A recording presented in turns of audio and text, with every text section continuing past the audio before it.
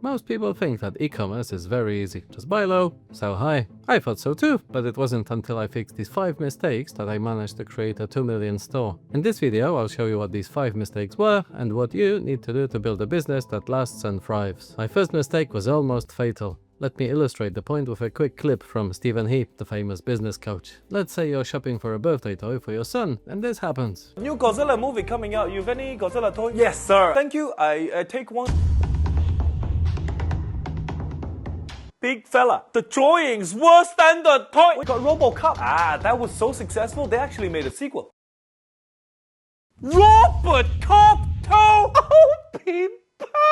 Yeah, it's the product. Remember, e-commerce is not about you. It's about your customers and their needs and wants. It doesn't matter what you want to sell, it matters what the customers are willing and eager to buy. This part of the process, product selection, cannot be sped up. The product is a cornerstone of your business. You should only be selling products that you would be happy to buy yourself and that you will feel good selling. You don't want to give people chemical poisoning or see them injured in a fire. That would be really bad. So, don't sell any suspicious untested cosmetics or cheap e-bike batteries that burst into flames. You should only sell products with the type approval markings for your region. The product should be a problem-solving aspirational one, or at least provide some entertainment value. You also need to make sure that there's sufficient profit in the product. Anything above 50% will work great. If you get stuck during the product research phase, I've linked a video in the description below about how I do my product research. It has a great list of all the online resources you might ever need. Remember that product selection goes together with supplier selection, so make sure you don't deal with any unsavory types or shady companies that are here today, gone tomorrow. You need to build a long-term business, and that's the only sustainable way to do e-commerce right. But a long-term business has to have the correct long-term fundamentals. The next most important thing can quickly land you in hot water if you don't keep on top of it. You probably don't remember what you had for lunch yesterday, much less so how much was your purchase invoice from 3 weeks ago. Did you even pay it on time? How about the bill that's been on your desk for 4 weeks now? What are all these late payment notices coming in the post? Keeping track of all expenses and payments is crucial. I keep a daily record of cash flows coming in and going out. This way I know the exact cash position in the business. It allows me to get ready for payroll, paying tax and supplier invoices, so I'm never caught short.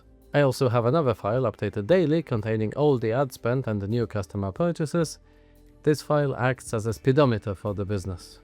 I can speed up or slow down sales at any point by adjusting the ad spend. It's very similar to driving a car. If you drive too slowly, you'll never get anywhere. But if you drive too fast, you'll empty the petrol tank really quickly.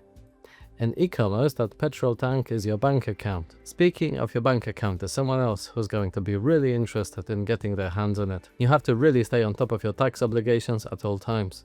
You'll need a good accountant who's capable of dealing with the volume of transactions that e-commerce businesses have. Ideally, they would also integrate with your Shopify platform to make the whole experience as simple as possible. Once the boring bits are done, now comes the fun part. This is the reason you've started your business to begin with. You finally want to make some money. But a lot of e-commerce owners get this wrong and end up in a really bad spot. They pay everyone, suppliers, contractors, staff, premises, tax, but they forget to pay themselves.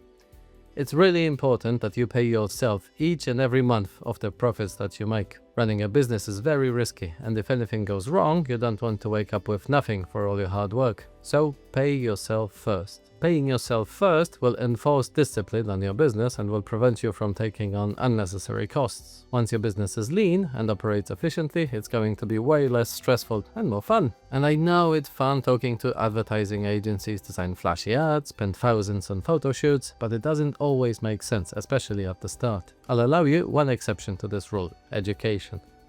Feel free to invest as much as you want into leveling up your skill set.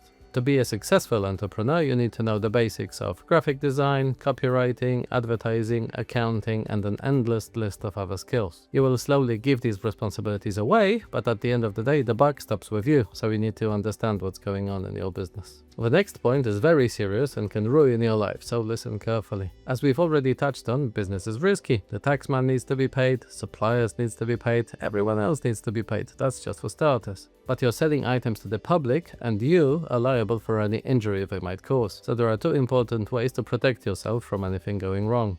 The first one is insurance. You will need public liability insurance. The second one is your corporate structure. You need to separate the business from your personal finances. Do not trade under your own name for a minute longer than you have to. The business should be conducted as a limited company to limit your personal risk. If you don't operate as a limited company, you open yourself up to the risk of being sued, and all the business liabilities are your personal liabilities. You can easily lose your house. Even if it's not likely to happen, you need to take steps to prevent that from even being a possibility. But don't worry, that's the end of me scaring you. Let's look at the positives. Your business has the potential to give you location and time freedom. If you hire good people and train them well, you won't be needed on a daily basis. E-commerce is also a great work opportunity for stay-at-home parents because of the work hours fitting around the school day.